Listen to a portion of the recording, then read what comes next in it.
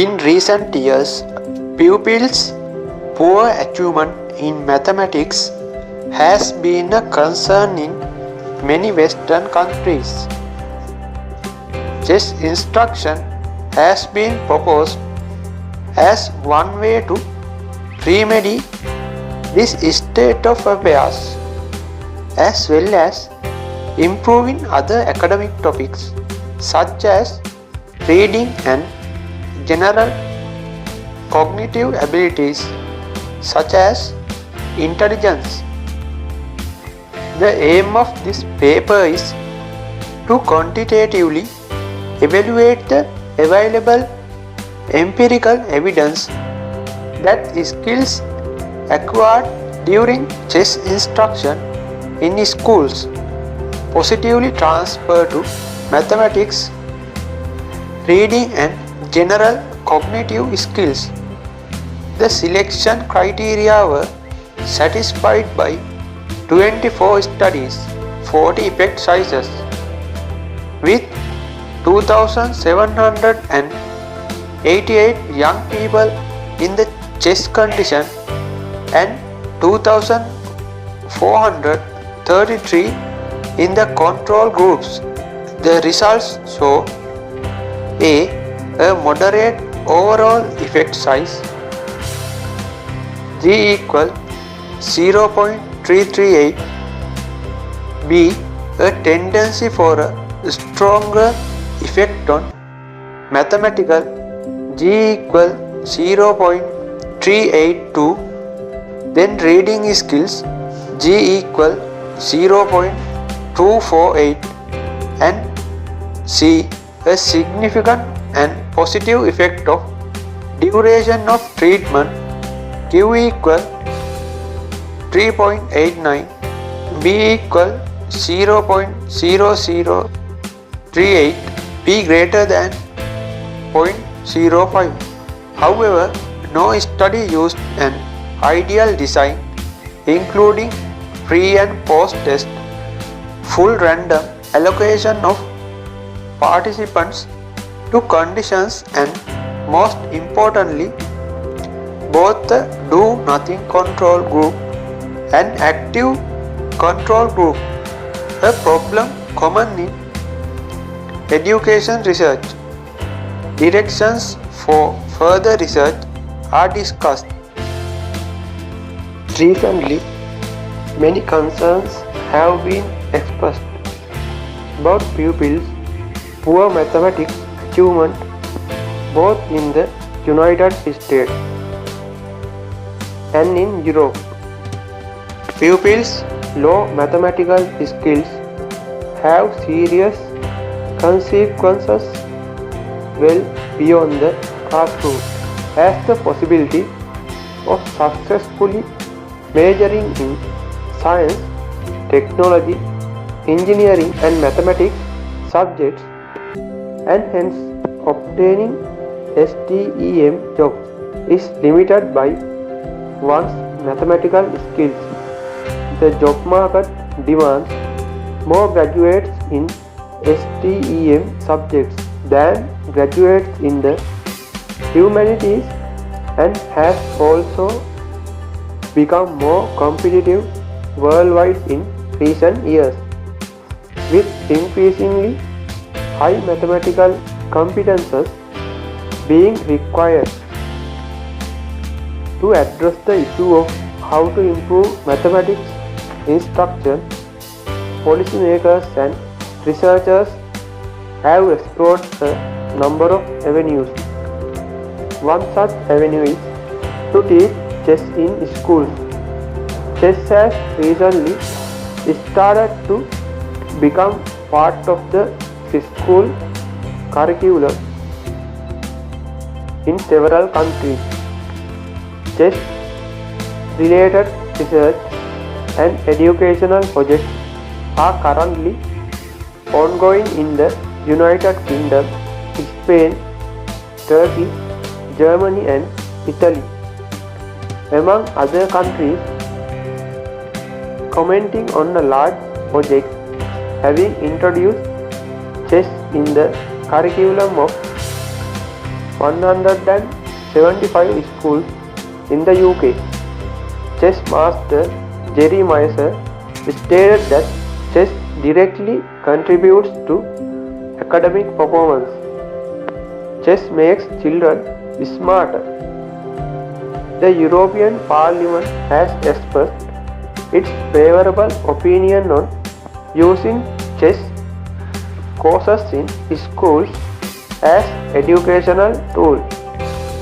And similarly, the Spanish Parliament has approved the implementation of chess courses during school hours. These initiatives have been conducted because chess is considered an effective educational tool able to improve not only mathematical skills but also other academic skills such as reading and general cognitive abilities such as concentration and intelligence, and even children's heuristics and habits of mind. Critically, efforts to promote chess in schools take for granted that chess skill transfers to other domains. Even if chess under specific circumstances seems to positively affect children's skills, there still are serious doubts about the real effectiveness of its practice. There is a need to clarify whether this positive influence is tied to placebo effects or to chess instruction itself.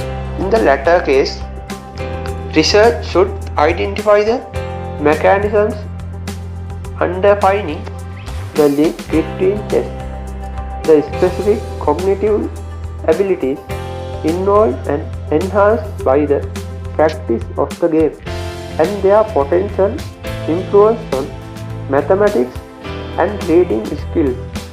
In addition, the field should develop a detailed causal model explaining the cognitive processes that mediate learning and transfer. Finally, the data suggests that chess enhances children's mathematical skills and cognitive abilities more than reading skills. Although the moderator analysis was not statistically significant with reading skills, both the data and the explanations provided by researchers suggest that the positive effects of chess on children's reading skills are tied to placebo effects. Further, research should establish the reliability of these results. Regarding future studies, we recommend to use an experimental design with two control groups. While logistically more complex, such as design is necessary in order to establish whether the benefits putatively provided by chess instruction are genuine and not caused by non-specific factors. Another important goal is to identify the specific characteristics of chess that might improve children's abilities and which abilities they foster. For example, is it the diversity of pieces on the board that help maintain attention?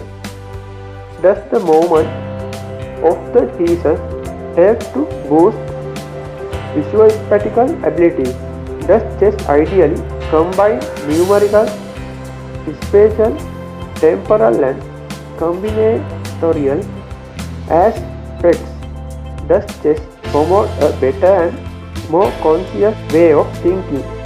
In particular, it is important to demonstrate whether these features are common or not to other activities and games, especially one should understand whether some features are shared by other board games.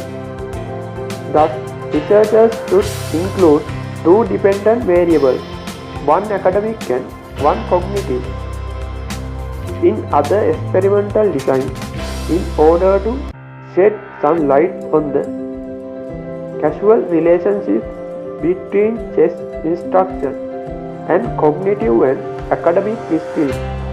Many researchers, for instance, have claimed that chess enhances mathematical skills because chess practice relies on cognitive skills and mechanisms that, in turn, underlie mathematical skills.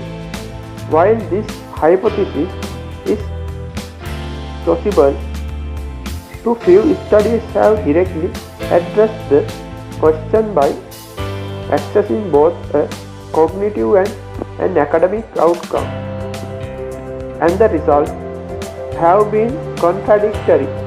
For example, Social et al.